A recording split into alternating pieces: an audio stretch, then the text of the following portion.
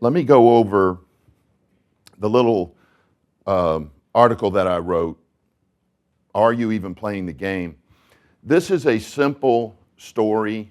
I'll try to say it as quickly as possible, but it's something that I've learned over the last few weeks.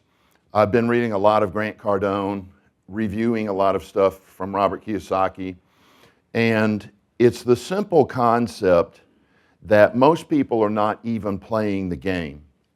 And what they're referring to is just having a job as a sole source of income. If you're in a situation where your only source of income is a job, you're not actually playing the game. What you want to do is think about your job as the ante in a poker game. You know, you got to put it up if you're going to play the game. But to play the game, can you just put up your ante? No. You've got to throw some other money in there, some other effort. It's the better analogy is the Monopoly analogy. Has anybody here not played Monopoly? Wow, think about that. Nobody raised their hand when I said that. Everybody's played Monopoly. But there's a way to play the game, and there's a way to not play the game.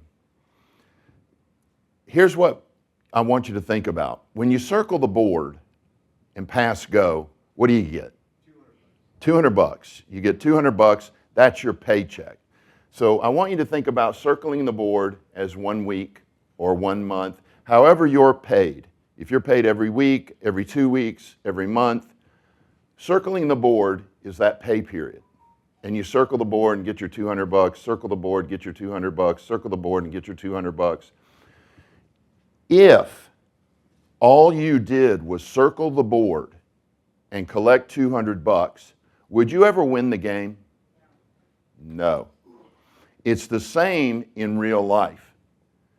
If your only income stream is a job, you're just circling the board. Circling the board. You're not playing the game.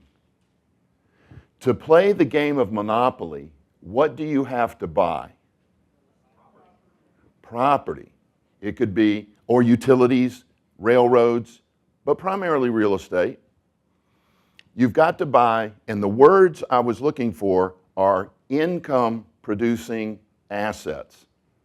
That's what you buy in Monopoly. The little greenhouses, the larger red motels, that's what you buy.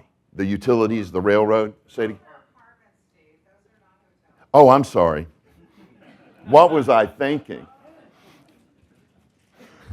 Yeah, buy the red apartments. They are hotels though in the game, right? Yeah, but we will now call them apartments. You buy the big red apartments. That's funny, I didn't even make that distinction. You go out and you buy income producing assets. Now, let's talk about Warren Buffett for a moment. Now, this shocked me because I quote Warren Buffett on the radio all the time. Did you know that some people don't know who Warren Buffett is? Some people don't know, yet they're stock investors. Can you imagine being invested in stocks and not know who Warren Buffett is? You're not even trying. You're not even trying. I mean, that's crazy. The greatest investor in the United States, possibly the world, and you don't know who Warren Buffett is? You're not trying. You're just throwing your money out there, hoping for the best. Warren Buffett, he's worth, anybody know what he's worth now? 108 billion? Yeah, it's like 108 billion. Warren Buffett has been saying this for 60 plus years. What he says is, in fact, it's up here. Never rely on a sole source of income, a job. Always invest to create a second source. Now, is he talking about stocks, mutual funds, gold, silver, or crypto? No. Why not? They're not income producing assets. What Warren Buffett is talking about are businesses and primarily real estate. Why? Because 9 out of 10 millionaires in the United States used what? Real estate to become so. You've got to be willing to admit, well, let's rephrase that. You've got to be willing to imitate successful people. You've got to be humble, and if you're, say, 45, 50, 55, 60, and you're not in the financial position you want to be in, you've got to look yourself in the mirror and go, I don't know what I'm doing. It's tough. It's painful. But if you're 50, you realize you've been working for 30 years, 40, 50 hours a week, and you're still not in the financial position you want to be in? You don't know what you're doing. That's okay.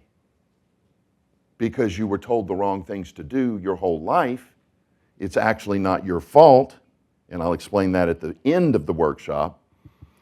But if you're not in the financial position you want to be in, you don't know what you're doing. You've got to be humble.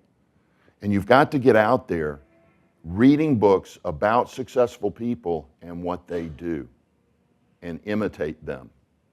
Warren Buffett is telling you, I'm of course paraphrasing this, buy some doggone real estate that produces income for you. Buy some doggone real estate. Start playing the game. Don't pretend that by having a job, you're playing the game. Now, this leads to the last point. Don't confuse income with wealth.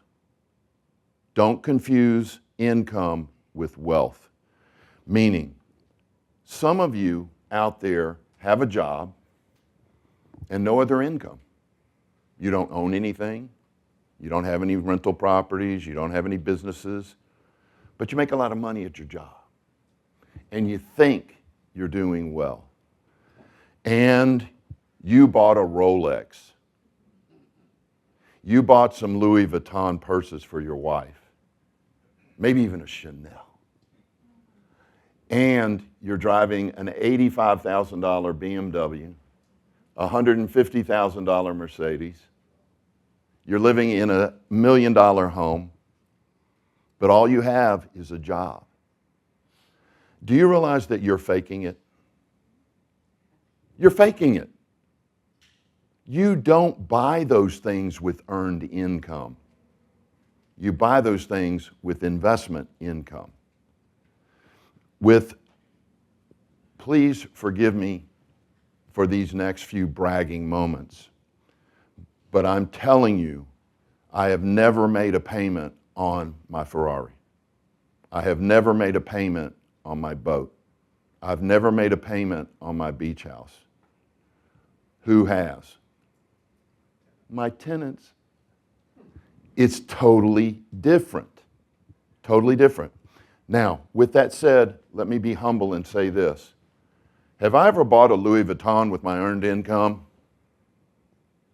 About 8 of them.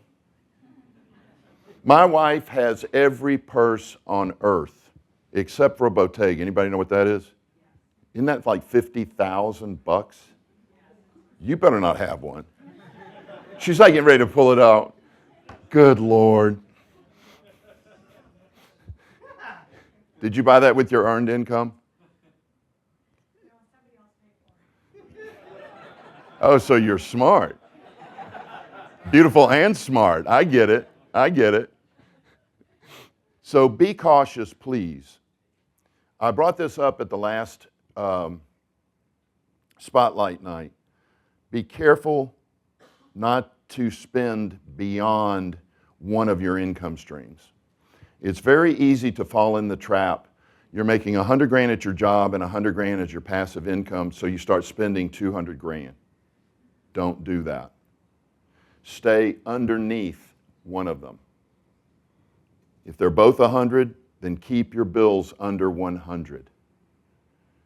If it's 150 and 200, keep your bills under 150.